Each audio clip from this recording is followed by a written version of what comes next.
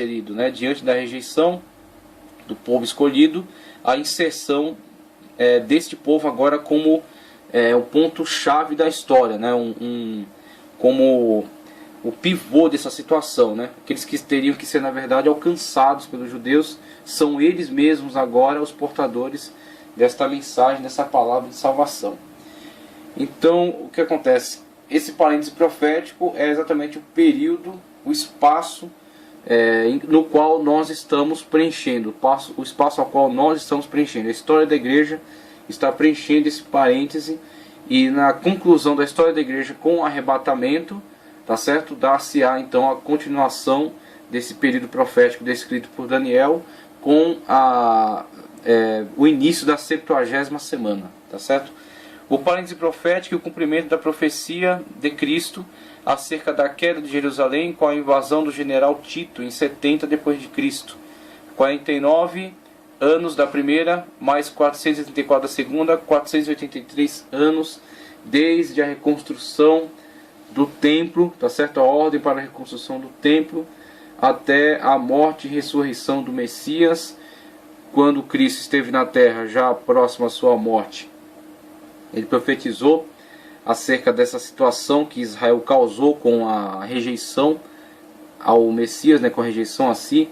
Ele disse que chora sobre Jerusalém, disse que quis ajuntá-los debaixo das asas, como a galinha protege seus filhotes, né, seus pintinhos, mas foi rejeitado por Israel, e por isso Israel sofrerá, né, grandes consequências decorrentes disso, que via Israel dispersado pelos montes, né, dialogando com os discípulos, falou que o templo será destruído e não ficará pedra sobre pedra. Então essas descrições de Cristo serão plenamente realizadas quando em 70 depois de Cristo, a igreja já no trabalho de expansão do evangelho, os judeus com diversas escaramuças aí com os romanos, levantando revoltas contra os romanos, quando enfim os romanos já não tolerando mais as revoltas dos judeus, e principalmente a rejeição, a adoração ao culto, a rejeição ao culto ao imperador, quando tentam colocar uma estátua do imperador dentro do templo e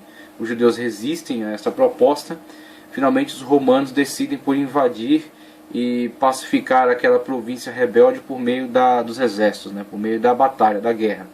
Então vem a grande destruição sobre Israel, conforme Cristo já havia previsto.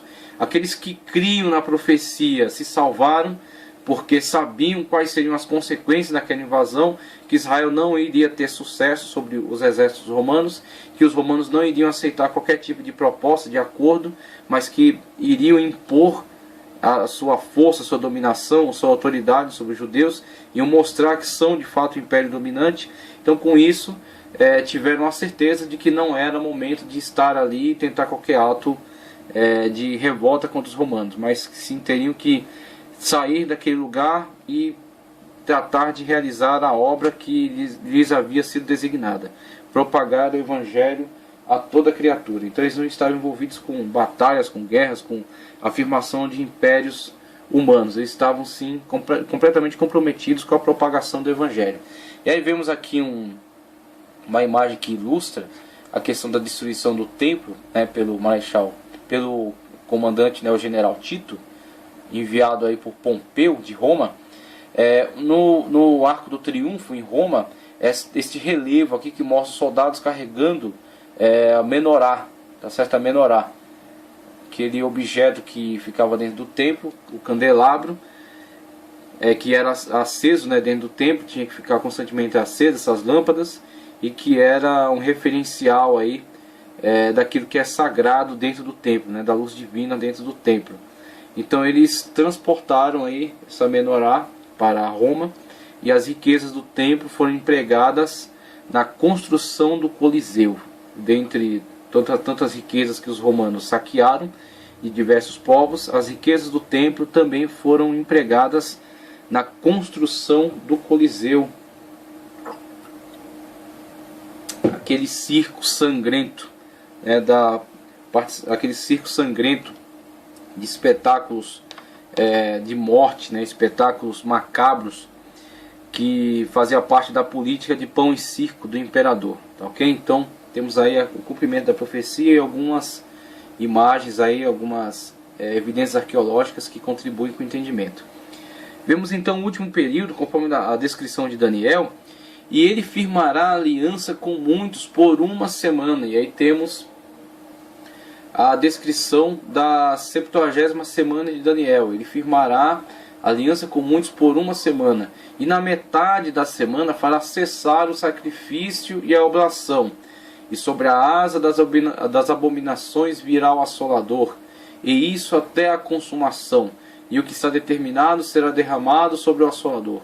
A 70ª semana de Daniel, uma semana, a última semana, que terá seu início após o arrebatamento da igreja, com a ascensão do anticristo, a retirada daquele que o detém, que subirá com a igreja no arrebatamento, que estará presente na vida daqueles que estiverem fiéis, que rejeitarem o sinal da besta, né, o sinal do anticristo, e ficarem fiéis nessa esperança de, mesmo sendo mortos, perseguidos, mesmo sendo torturados, martirizados, serão por fim aceitos, admitidos ao povo, ao reino de Deus, se não aceitarem o sinal do anticristo. Então o Espírito Santo estará sobre eles individualmente, né, sobre este grupo da igreja que ficar, conforme foi descrito lá nas primícias, aquela tipologia das primícias que designa a morte e ressurreição de Cristo. Cristo é a primícia dos que dormem, tá certo? E nessa linguagem aplicada, a linguagem das primícias, podemos ver a descrição em Deuteronômio acerca do plantio, da colheita e das ofertas que eram entregues ao templo. Quando se entregavam as primícias,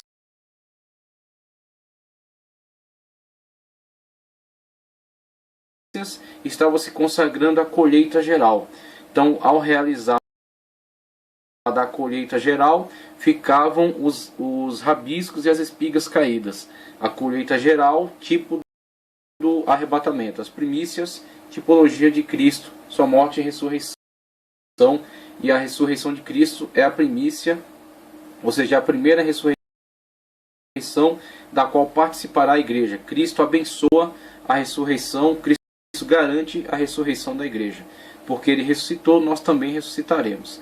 Então Cristo as primícias, a igreja no arrebatamento, a colheita geral, a igreja que fica na terra do arrebatamento por não ter estado pronta para o arrebatamento, tá certo?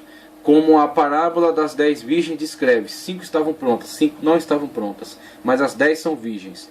Então as 5 virgens prudentes que estavam prontas atenderam a voz do esposo e foram às bodas. As outras não, mas nós cremos assim, alguns não creem, nós cremos assim que se elas resistirem, se essa igreja que ficar na terra depois do arrebatamento não aceitar o sinal do anticristo e for fiel até o fim, tá certo? Mesmo diante do martírio, mesmo diante da perseguição e da morte sangrenta, da morte cruel, eles serão admitidos também ao reino de Deus e serão ressuscitados naquele evento descrito em Apocalipse 20, versículos 4 ou 6, a primeira ressurreição, que começou com Cristo, tá certo? A primeira ressurreição começou com Cristo, a primícia, teve continuidade na colheita geral, o arrebatamento da igreja, será visualizada ainda para as espigas caídas, a igreja que ficou do arrebatamento, e também os rabiscos, naquela linguagem ainda das colheitas, né? Tem a primícia, a colheita geral, espigas caídas e rabiscos. Rabiscos são aqueles que nascem depois, que nascem tardiamente. Então aqueles que serão evangelizados e aceitarão a palavra de Cristo durante a grande tribulação e serão fiéis aí mesmo diante da morte, mesmo diante das torturas, diante do martírio, sendo visualizados por João no 6º selo e depois sendo visualizados como aqueles que estão de vestes brancas e palmas nas mãos e serão ressuscitados aí em Apocalipse 24 ao 6, na entrada para o milênio. Na entrada para o milênio serão ressuscitados e viverão juntamente com os demais durante o reino de Cristo, os 1000 anos sobre a terra. E aí vemos aqui a 70ª semana, toda a sua conjuntura, esse período profético que está reservado para o futuro. Tá certo? Finalmente completadas já 69 semanas, como diz aqui o texto, desde o decreto de reconstrução de Jerusalém até a sua destruição pelos romanos, falta agora a última, a 70ª. Esta está aguardando para ser realizada logo após a igreja ser arrebatada e Cristo abrir o primeiro selo, conforme Apocalipse. O cavaleiro branco trouxer a falsa paz, o que levará Israel a firmar um pacto que incluirá a reconstrução do templo de Jerusalém, que atualmente é ocupado pelo Domo da Rocha, tá certo? E a Mesquita de Al-Aqsa. Mesquita de Al-Aqsa. Essas duas construções que estão ocupando o terreno onde anteriormente era o templo de Salomão, do qual resta apenas um muro de arrimo, que é o muro onde são feitas as preces, denominado Muro das Lamentações, em Jerusalém, tá ok? Então entendemos, chegamos a essa conclusão de que o anticristo se aproveitará dessa situação, desta oportunidade, para firmar um importante pacto com Israel, promover a adesão de Israel ao seu governo, mas isso durará pouco, conforme está escrito aí na profecia de Daniel, porque no meio da semana, no final do primeiro período, chamado Falsa Paz, os 3 anos e meio, ele quebrará o pacto, fará cessar o sacrifício e a oblação, e virá, conforme diz Daniel, nas asas da abominação virá o assolador. Tá certo? Então o assolador, como Cristo também descreve, quando virdes a abominação da desolação no lugar santo. Ou seja, Cristo dá a descrição do momento chave da mudança dos primeiros 3 anos e meio para os 3 anos e meio finais, denominado Grande Tribulação. Quando? Quando a abominação da desolação se colocar no lugar santo. Ou seja, o anticristo entrar no templo exigindo adoração à sua pessoa. Exigir que a adoração realizada no templo seja voltada a si. Porque ele se coloca como Deus, no lugar de Deus. Como sempre tentou desde o princípio, desde antes do nosso tempo, quando o anticristo, atualmente o anticristo, né, esse personagem que será manipulado pelo diabo, o diabo na verdade que está por trás de toda esta ação, que o diabo é aquele que usa, né, o anticristo para os seus propósitos. Então o diabo já desde antes do nosso tempo, quando tentou ascender aos céus e se colocar acima do trono de Deus, de lá sendo precipitado, né, conforme nos descreve aí alguns profetas, numa profecia que nem chega a ser uma profecia direta, mas uma profecia de abordagem indireta a esse tema. E temos Isaías e Ezequiel falando acerca disso.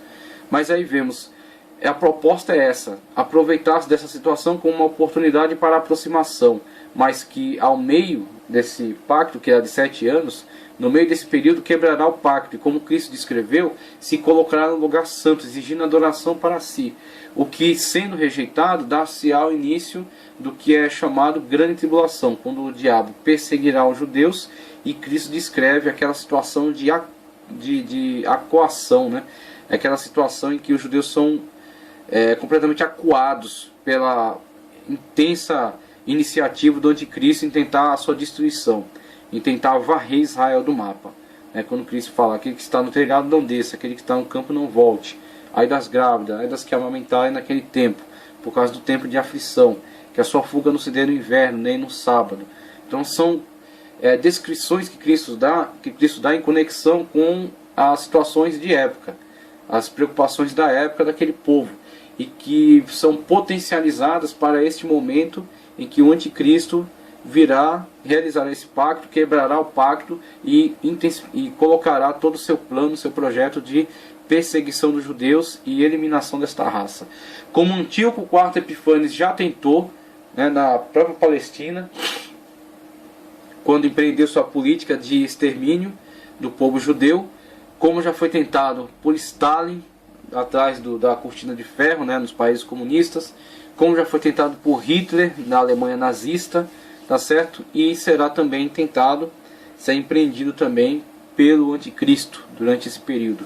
Então os judeus estarão aí divididos entre aqueles que se dobrarem a esta proposta de adoração de Cristo e aqueles que rejeitarem totalmente essa proposta e oferecerem resistência a esta potência mundial que é o governo do anticristo nessa época, oferecerem resistência a essa proposta. Serão perseguidos intensamente e quando já sem esperança de salvação, serão finalmente livrados, serão salvos pela intervenção de Cristo, quando é descrito em Apocalipse que ele vem sobre a terra e juntamente com ele a igreja. Tá, okay? Então, esta é a descrição de Daniel para a 70ª semana com relação a este pacto, e nós colocamos ela então contextualizada dentro do ambiente de Apocalipse, conforme a analogia de João, tá certo? E as interpretações a partir da perspectiva pré-milenista, pré-tribulacionista e dispensacionalista. Então veja, a abertura do cavalo, o cavaleiro branco que traz a falsa paz, levar Israel a firmar um pacto que incluirá a reconstrução do templo de Jerusalém, que atualmente é ocupado pela mesquita, mas ao final de 3 anos e meio exigirá ele a adoração à sua pessoa, o que será negado, dando início aos últimos 3 anos e meio, denominado a Grande Tribulação.